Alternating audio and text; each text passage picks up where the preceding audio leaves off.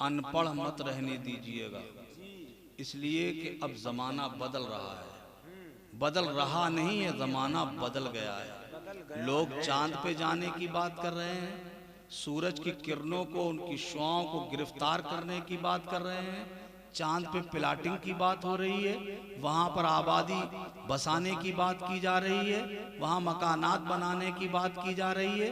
और हम क्या कर रहे हैं? हम कहाँ हैं? हमारा हाल क्या है? हमारी पोजीशन क्या है? हमारे यहाँ तो सूरज डूबता है, मगरिब का वक्त गुजरता है, रात अपनी जुल्फें बिखेरती है, अंधेरा छाता है, हमारा मोहल्ला होता है, हमारी बस्ती होती है, हमारी आबादी होती है, हमारा कस्बा होता है। सारे मोहल्ले के सारे बच्चे घर से बाहर, सब गलियों में, सब तमाशा करते हुए, हंगामा करते हुए, भाग दौड़ करते हुए, शोरो गोगा करते हुए, गालियां बकते हुए, खेल कूद करते हुए। और ये न सही तो एक के पास बड़ा सा मोबाइल, वो गंदी नाली पे बैठा है, 10 उसके ऊपर झुके हुए हैं। सच्ची है। ये तमाशा कहाँ मिलेगा आपको? हमारी गलियों में, हमारे मोहल्लों में, हमारी बस्ती में, हमारी आबादी में। हमारी आबादी से मतलब समझते होंगे आप, मुसलमानों के मोहल्लों में, मुसलमानों की आबादियों में। जिस वक्त तुम्हारे बच्चे गलियों में तमाशा कर रहे हो, तुम्हारे बच्चे आहो फूक, तुम्हारे बच्चे हाहाकार मचा रहे हो, तुम्हारे बच्चे गालियां बक रहे हो, तुम्हारे बच्चे तमाशे कर रहे हो, ठीक उसी वक्त कभी तुम उनके मोहल्लों में चले जाना जो मुसलमान नहीं हैं, नॉन मुस्लिम हैं, उनके यहाँ चले जाना, उनकी गली में एक बच्चा नहीं मिलेगा, एक शोर करने वाला नहीं मिलेगा, एक भाग दौड़ करने वाला नहीं मिलेगा, कोई बच्चा तुम्हें गली में दिखाई नहीं नजर नहीं आएगा, कोई तुम्हें बच्चा दिखाई नहीं पड़ेगा। क्यों? उनके यहाँ बच्चे होते नहीं है क्या?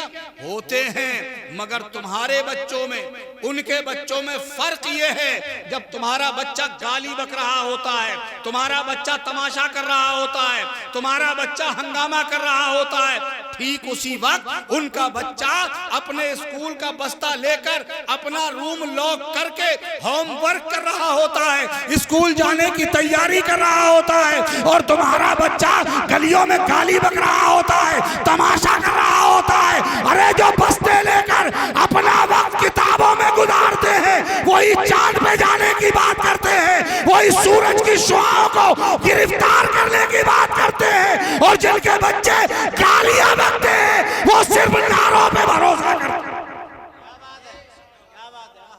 वो सिर्फ नारों पे भरोसा, नारे लगाओ कामयाब हो जाएंगे, नारे लगाओ कामयाब हो जाएंगे। नहीं, नारों से कामयाबी मिलने वाली नहीं ठहरी। ये गांठ बांध लीजिए आप, इसलिए कि वो जमाना जाता रहा जिस दौर में तलवारों से काम ले लेते थे, वो जमाना जाता रहा जिससे आप नेज़ों और भालों से काम लेते थे, ज़िरा और बख्तर से काम लेते थे। अब ज़िरा बख्तर का दौर नहीं, अब तलवारों का दौर नहीं, अब नेज़ों और भालों का दौर नहीं, अब तीरों कमान का दौर नहीं, अब एजुकेशन का दौर है, अब तालीम का दौर है, अब शिक्षा का दौर है, अब इल्म का दौर है। मुझे तो ताज्जुब है, वो कौम जिसने दुनिया को इल्म का माना समझाया, वो कौम जिसने दुनिया को तालीम के महवर बताए, वो कौम जिसने इल्म करके पहचानवाया दुनिया को, आज वही कौम सबसे बड़ी जाहिल, वही कौम सबसे बड़ी अनपढ़। हमारे यहाँ का तो तमाशा ये हो गया है, बच्चा होशियार होता है, अच्छा वजह क्या है उसकी? इल्म से फरार, इल्म से भाग, इल्म से बगावत। उसकी वजह जानी है आपने? एक जहन में हमारे डाल दिया गया, पढ़ लिख के क्या करोगे, नौकरी थोड़ी मिल जाएगी। ये हमारे दिमागों में ठूंसा गया है। तुम ये बात अजबर कर लो, हाफिजा कर लो तुम इस बात का, क्या होगा पढ़ लिख कर, नौकरी थोड़ी मिल जाएगी। इस चीज ने बगावत पे मजबूर किया हमें, इसने फरार का रास्ता दिखाया हमें कि हम बच्चों को पढ़ा के क्या करेंगे। अरे यार चल तू पढ़ लिख के क्या करे, जा दिल्ली चला जा,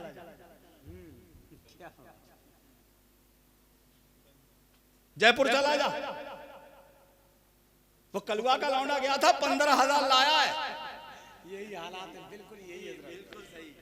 क्या बात, सही बता रहे, वाह वाह वाह। तू जाएगा तो 15,000 तो ना सही, कम से कम 10,000 तो लाएगा ही। खाली खेल ले आया, चला जा। हाय मुसलमान, मैं मानता हूं तेरा बच्चा जाएगा 10,000 नहीं 15,000 लाएगा, 20,000 लाएगा, 25,000 लाएगा, 50,000 लाएगा, मोटी रकम लागे तुझे दे देगा। मैं मानता हूं तेरा बच्चा ये कमा लाएगा, मगर हाय मुसलमान, तूने अपनी आसानी के लिए, तूने अपनी आसाइश के लिए, तूने अपनी तरक्की के लिए, तूने अपना नफ्स मोटा करने के लिए बच्चे की जिंदगी दांव पे लगा दी। तूने बच्चे का कैरियर बर्बाद कर दिया, तूने पूरे बच्चे की जिंदगी में आग लगा दी, तूने बच्चे से कमाई करवाई, मगर आने वाला वक्त अपने बच्चे के लिए अंधकार में छोड़ दिया, तूने अंधेरे में भटकने के लिए छोड़ दिया, तूने अंधेरे में हाथ पैर मारने के लिए छोड़ दिया। तुझे ये नहीं चाहिए था, बल्कि बच्चे से दौलत ना कमा कर उसे इल्म के रास्ते पे डालता, ताकि तेरा बच्चा आने वाले वक्त में अंधेरे में नहीं उजाले में जिंदगी गुजारता। बहुत अच्छा हजरत, नारे तकबीर, नारे रिसालत, नारे गौसियत, मसलके आला हजरत हजरत अल्लामा हनीफुल कादरी साहब क़िबला, सर ज़मीन शेरगढ़। बहुत अच्छा पैगाम है, अल्लाह अमल की तौफीक अता फरमाए। बहुत अच्छा। बच्चा तुम्हारा अंधेरे में हाथ पैर नहीं मारता, क्या बात है सर, जिंदाबाद, उजाले में निकलता, बहुत अंधेरे में नहीं। इन उलमा से मालूम करो, ये बताएंगे। तुम्हारे मुस्तफ़ा ने कहा, उन्होंने कहा जिनकी बात गलत हो सकती है, जिनकी बात गलत, सब बोलो जिनकी बात गलत नहीं हो सकती, जो सादिकुल मसदूक। अल्लाह की शान देखिए, मेरे मुस्तफ़ा जैसा सच्चा तो कोई आया ही नहीं। आला हजरत अजीमुल बरकत मुजद्दिदे दीनो मिल्लत अशाह इमाम अहमद रजा खान फाजले बरेलवी इसीलिए तो झूम के इसको मस्ती में कहा करते थे, पूरी दुनिया को सुनाया करते थे। वो ज़बान जिसको सब कुन की कुंजी कहे, उसकी नाफिज हुकूमत पे लाखों सलाम। वो प्यारे मुस्तफ़ा जिनकी बात गलत नहीं हो सकती है। अपने सादिकुल मसदूक पैगंबर का फरमान सुनो, मेरे आका करीम इरशाद फरमाते, अलैकुम बिल इल्म फ़इन्नल इल्मा नूर। सब बोलो सुभान अल्लाह। तुम इल्म को लाजिम पकड़ लो, इसलिए कि इल्म रोशनी का नाम है। अलैकुम बिल इल्म फ़इन्नल इल्मा कुव्वतुन। इल्म को जरूरी थाम लो, इसलिए कि इल्म ताकत का नाम है। मेरे मुस्तफ़ा ने इल्म को रोशनी कहा, मेरे मुस्तफ़ा ने इल्म को ताकत कहा। हुजूर ही ने तो कहा, उतलुबुल इल्मा वलौ काना बिस्सीन। हुजूर ही ने तो कहा, तुम इल्म हासिल करो, चाहे तुम्हें चीन की वादियां उबूर करके चीन में दाखिल हो जाना पड़े। बहुत अच्छा हजरत, तुम्हारे ही नबी ने तो कहा था, क्या बात है, उतलुबुल इल्मा मिनल महदी इलल लहद। तुम्हारे ही आका ने तो इरशाद फरमाया, इल्म हासिल करो पालने से लेके कब्र में जाने तक।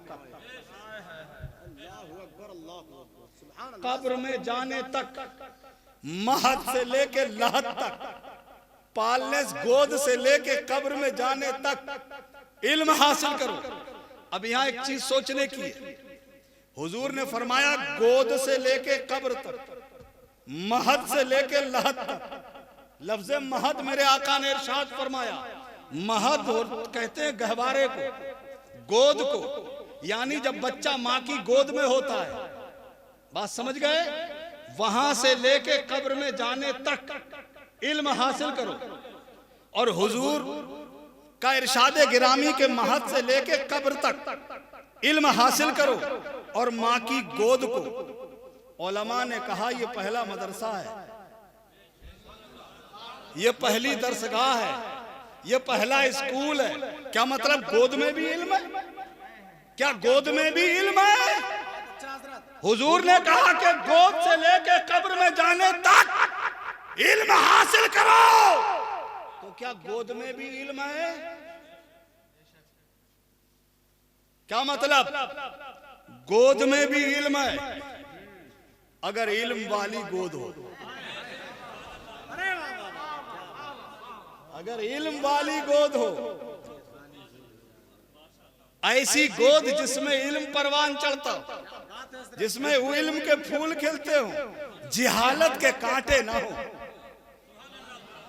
जिस गोद में इल्म के फूल खिलेंगे तो उस बच्चे की जिंदगी में इल्म की बहार आएगी, इल्मी निखार आएगा, इल्मी शान आएगी, इल्मी वकार आएगा।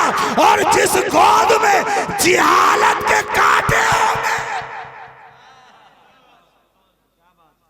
जिस गोद में जिहालत के कांटे होंगे, तो उस गोद में पलने वाला बच्चा उन कांटों से छल्ली ही तो होगा, उन कांटों से दो चार ही तो होगा, उन कांटों का सताया हुआ ही तो होगा।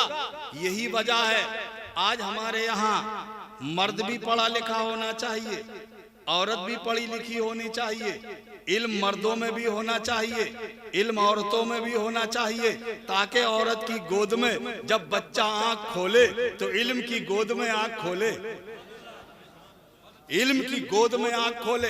अब आप ये कह सकते हो मौलाना साहब, ये इल्म के जो फजाइल बयान किए गए हैं ये तो इल्म दीन के लिए हैं, ये तो हाफिजों के लिए हैं, ये तो आलिमों के लिए हैं, ये तो कारियों के लिए हैं, ये तो मुफ्तियों के लिए हैं। मैं कहता हूँ मेरे भाई, अगर तुम्हारा बच्चा हाफिज हो जाए सुभान अल्लाह, आलिम हो जाए माशा अल्लाह, मुफ्ती हो जाए, फिर तो क्या कहना आपके मुकद्दर का। बहुत शान वाले हैं बच्चा हाफिज हो गया, बहुत शान वाले हैं बच्चा आलिम हो गया, बहुत शान वाले हैं बच्चा कारी हो गया, बहुत अजमत वाले हैं बच्चा मुफ्ती हो गया। ये अपनी जगह ठीक है। जहां हमारे यहाँ हमें बच्चा हाफिज भी चाहिए, आलिम भी चाहिए, कारी भी चाहिए, मुफ्ती भी चाहिए, मगर याद रखो ये मेरे भाइयों, हमारे समाज में सिर्फ हाफिज ही काफी नहीं है, सिर्फ आलिम ही काफी नहीं है, कारी काफी नहीं है, मुफ्ती काफी नहीं है। जहां मुफ्ती हो, आलिम हो, कारी हो, हाफिज हो, वहां डॉक्टर भी चाहिए, इंजीनियर भी चाहिए, बैरिस्टर भी चाहिए, वकील भी चाहिए, आईएएस भी चाहिए,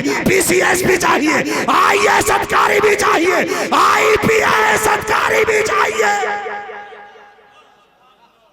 ये हमारे समाज के लिए जरूरी। अब आप कहेंगे ये अंग्रेजी पढ़ने वाले लोग, ये हिंदी पढ़ने वाले लोग, सुनो तुम्हारे नबी ने कहा जब दुनिया की हर जबान सीखो, दुनिया की हर बोली सीखो, ताकि तुम दुनिया की के फितनों से खुद को महफूज रख सको। अगर कोई हमें अंग्रेजी में बढ़िया बढ़िया सी गाली दे, सच बताना आप, हम तो ये समझेंगे ये दुआ दे रहा है। जब हमें अंग्रेजी आती ही नहीं तो हम तो ये समझेंगे कि हमें दुआ दे रहा है। हुजूर ने कहा तुम दुनिया की हर जबान सीखो ताकि तुम दुनिया के फितनों से महफूज रह सको। बहुत अच्छा पैगाम है, बहुत आला। अंग्रेजी सीखना तुम्हारे नबी के हुक्म के मुताबिक, क्या बात है।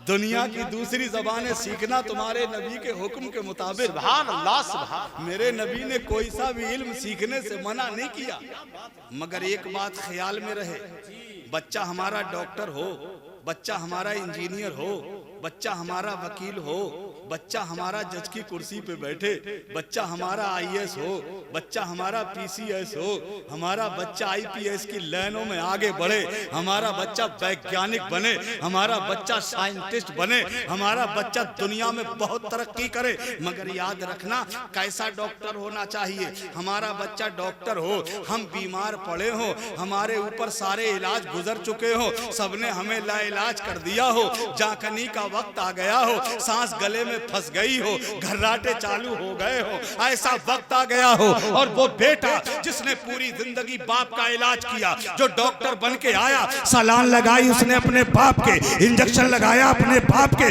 टेबलेट की जरूरत हो तो दी उसने अपने बाप को, सिरप की जरूरत थी तो दी उसने अपने बाप को, जिस चीज की हाजत रही बेटा अपने बाप का पूरे जिंदगी मुआलिज बना रहा, पूरी जिंदगी अपने बाप का इलाज करता रहा। मगर जब वो वक्त आ गया जिसको जाकनी का वक्त कहते हैं, जिसको नज़ा का वक्त कहते हैं, जहां सारी दवाइयां फेल हो जाती, कोई कैप्सूल काम नहीं करता, कोई इंजेक्शन काम नहीं करता, कोई टेबलेट काम नहीं करती, कोई बोतल काम नहीं करती, बेटा बोतल लगा रहा हो, इंजेक्शन लगा रहा हो और बाप ये कहे ए मेरे लाल मुझे तेरे डॉक्टर इंजेक्शन की जरूरत नहीं, तेरी सलाइन की जरूरत नहीं, इस वक्त मुझे सूरे यासीन की जरूरत है।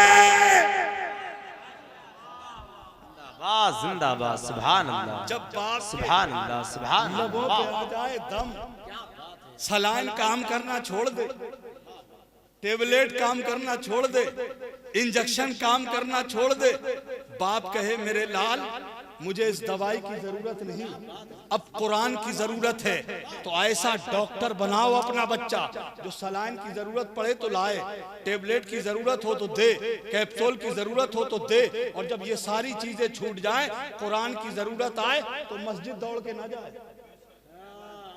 अल्लामा जाकिर हुसैन साहब को परेशान ना करे, किसी निजाम अख्तर भाई को परेशान ना करे, इन्हें दूसरे भी मामूलात रहते।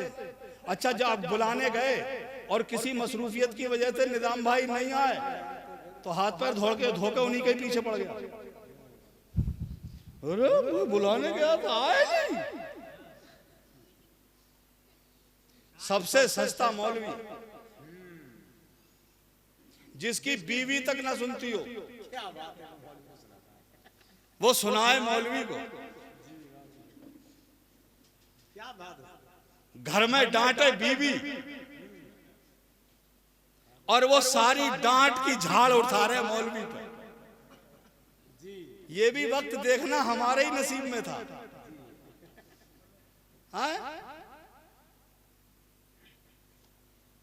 मौलाना का ऊपर नीचे पजामा भी चेक किया जाए, सारी खूबियां मौलाना में तलाश की जाएंगी। अपने गिरेबान में कब झांकेंगे हम?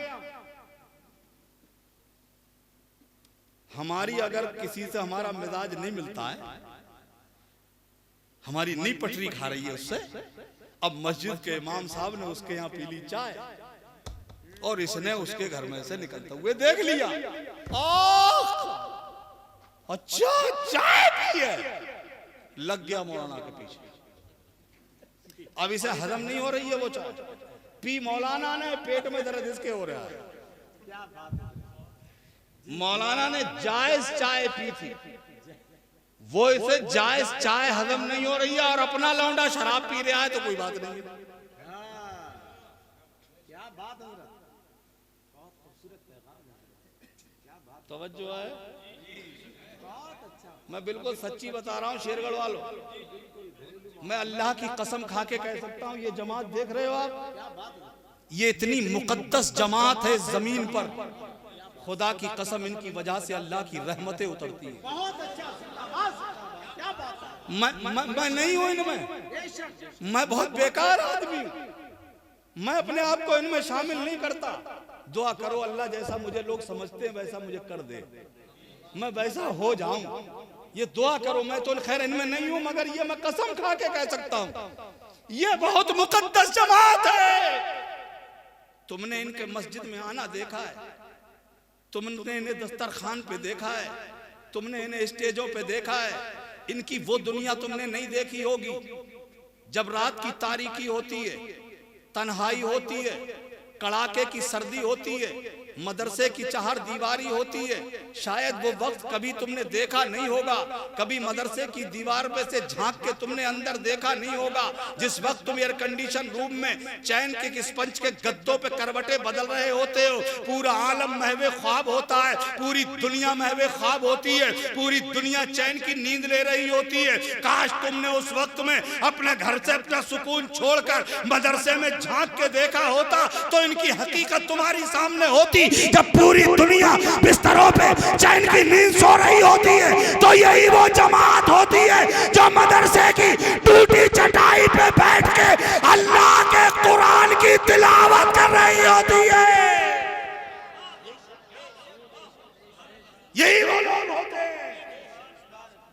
और मियाँ ये कितने शरीफ लोग, कितने भले लोग, कितने अच्छे लोग इन्हीं के पीछे लग गए हैं, जो हमारे पैदा होने से लेकर मरने तक, और मरने तक नहीं, मरने के बाद भी धक्का मुक्की करके अंदर पहुंचाने तक जन्नत में।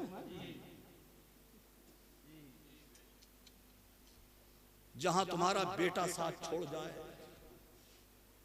वो साथ छोड़ जाए जिनके लिए तुमने दुनिया वालों के कमजोरों के गले मसोस मसोस के दौलतों के अंबार लगाए थे।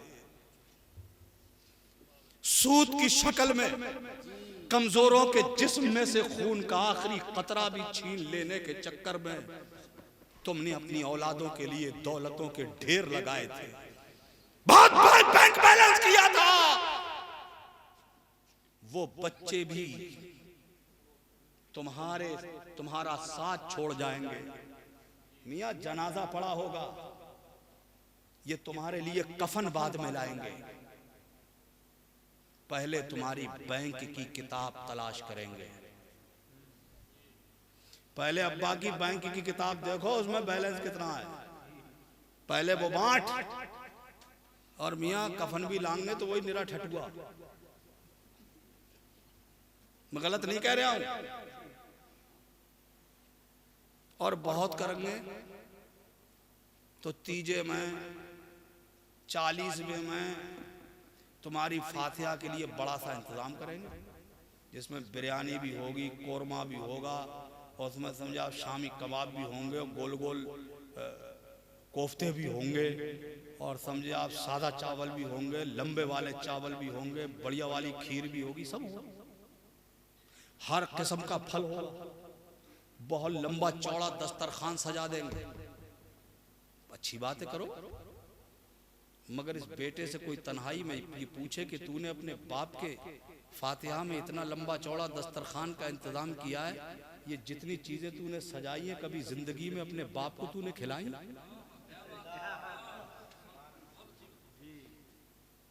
अरे तेरा तो आलम ये था, जब तू बाहर से आता था नाश्ता लेके आता था तो छुपा के पैंट की जेब में रख के, और घर में घुसता था तो देख लेता था अम्मा तो नहीं देख रही है, अब्बा तो नहीं देख रहे हैं, सीधा बेडरूम में मेम साहब के पास, मैडम के पास नाश्ता वहीं निकालता था थैले में से। लो मैं तुम्हारे लिए लाया हूं, अम्मा ना देख ले, अब्बा ना देख ले, बाप बेचारा आंगन में बैठा देखता रह गया, मां तरसती रह गई। और तू नाश्ता लेके अपने मेम साहब के रूम में चला गया, तूने मां को नहीं दिया, बाप को नहीं दिया तूने। ये नादान, तूने समझा ही नहीं। जिस बाप से छुपा के लेके जा रहा है तू, जिस मां से छुपा के लेके जा रहा है तू, तेरे दिमाग में ये बात नहीं आई ये वो तेरी मां है, ये वो तेरा बाप है जिसने पूरी जिंदगी तुझसे छुपा के एक लुकमा तक नहीं खाया। आज तू उस मां से छुपा के लेके जा। मगर आज हमारे घरों में, हमारे घरों के बेटों की बीवियां भी इस काबिल नहीं है, या हम इस लायक लाए ही नहीं, इस नहज की लाए ही नहीं, इस मयार की लाए ही नहीं। हम तो दौलत वाली लाए, सरमाए वाली लाए, मोटे जहेज वाली लाए, हम तो कार वाली लेके आए, बुलेट वाली लेके आए, मोटा सा जेवर लेके आए, सोना चांदी खूब इकट्ठा सा लाए। हम तो ऐसी दुल्हन ढूंढ के लाए थे।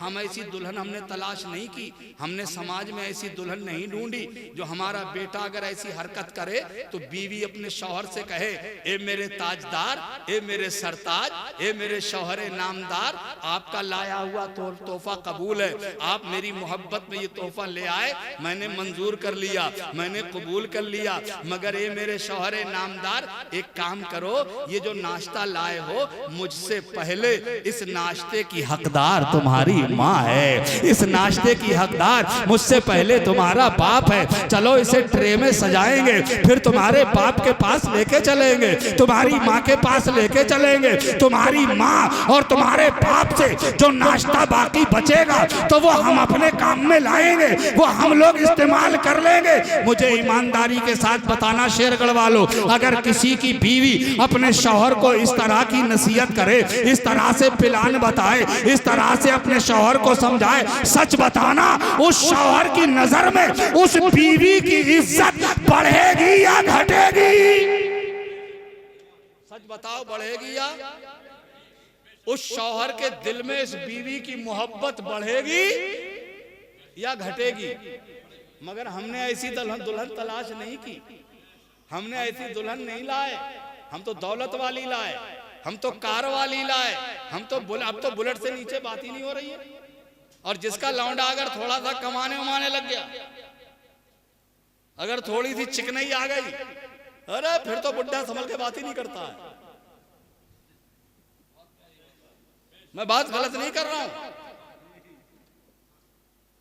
फिर वो सीधे मुंह बात नहीं करेगा। निजाम भाई ले आए कोई रिश्ता, किसी ने कह दिया था हमारी बच्ची का रिश्ता जरा कोई मिल जाए भला आदमी, तो अब निजाम भाई ने देख लिया मोहल्ले में फला आदमी का बड़ा लायक बेटा है, बड़ा अच्छा बेटा है, खूब कमाता उमाता है। गए निजाम भाई ने कहा रे भाईजान रिश्ता करोगे? तो बहुत ठीक है, कर ले। ये बताओ निजाम भाई, रिश्ता तो कर लेंगे, ये बताओ पार्टी कैसी है? समझ रहे हो? अरे पार्टी का मतलब समझ रहे हो? यानी माल कितना मिलेगा। ये नहीं पूछेगा कि जहां से रिश्ता लाए वो आदमी कितना भला है, सूद तो नहीं लेता है, सूद का कारोबार तो नहीं है उसका, गरीबों पे अत्याचार तो नहीं करता है, कमजोरों का गला तो नहीं घोटता है, कहीं उसने दौलत गरीबों का खून चूस चूस के तो नहीं जमा की है, हराम कमा कमा के तो इकट्ठी नहीं की, गरीबों पे अत्याचार तो नहीं किया। ये नहीं कहेगा, ये नहीं पूछेगा। हमारे यहां तो जिसकी लाठी मजबूत हो गई, जिसकी नेतागिरी चल पड़ी, थोड़े बाजुओं में ताकत आ गई, वो कमजोरों को कुछ समझता ही नहीं। अगर खेती बाड़ी का काम है, ट्रैक्टर लेके गया खेत में, पड़ोस में किसी गरीब कमजोर आदमी, लाचार आदमी, बेसहारा आदमी का खेत है, ये गया ट्रैक्टर लेके लौट दी मेंढ उधर को, क्या कर लेगा हमारा? हम लाठी वाले हैं, हमारी नेतागिरी चल रही है। अच्छा तो इस नशे में मैं मानता हूं वो कमजोर तेरी कलाई नहीं पकड़ सकेगा, मैं जानता हूं वो कमजोर तेरी लाठी का जवाब नहीं दे सकेगा, वो तेरी नेतागिरी का मुकाबला नहीं कर सकेगा। मगर मुसलमान अपने दिल में ये बात तो बिठा ले, उसके सीने में भी एक दिल है, वो तेरी लाठी का जवाब तो नहीं दे सकता, मगर उसका दिल तो रो सकता है ना, उसका दिल तो दुख सकता है ना। मत सताओ किसी के दिल को,